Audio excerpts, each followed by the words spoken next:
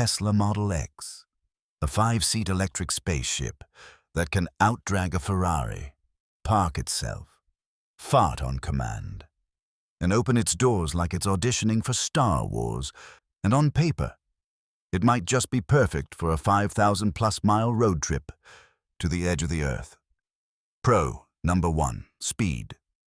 0 to 60 in 2.5 seconds. That's not fast. That's ridiculous. You don't accelerate in this car. You teleport. Pro number 2, comfort. Air suspension, vegan leather, a windshield the size of Nebraska. It's like riding in a silent cloud, wearing a cashmere robe inside a Zen temple with Netflix. Pro number 3, camping. Yes, camping.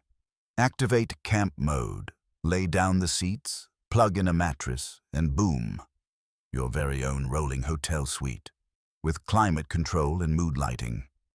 Pro number 4, gadgets.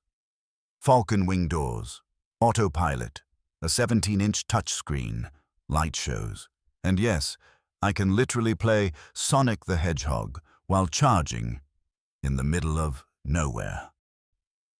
But there are a few things to consider. Con number 1, range anxiety. It says 330 miles, but turn on the heat, go uphill, or get a strong headwind, and suddenly you're sweating at 220. And that's not good when the next charger is 300 miles away and guarded by wolves. Con number 2, infrastructure. Yes, superchargers exist, but not in northern British Columbia, not on the Alaska Highway, and definitely not where the map says, "Here be bears." Con number 3, Tesla moments.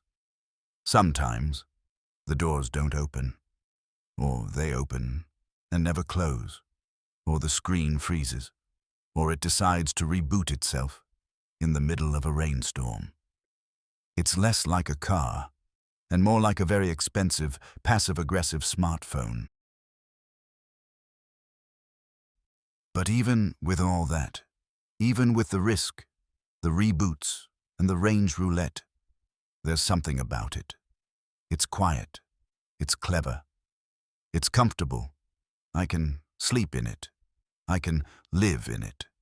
And honestly, in the middle of Alaska, tucked into the trees, climate running, sound off, blanket up to my chin, that doesn't sound like a bad way to go. Will it make it? Maybe. Should I take it?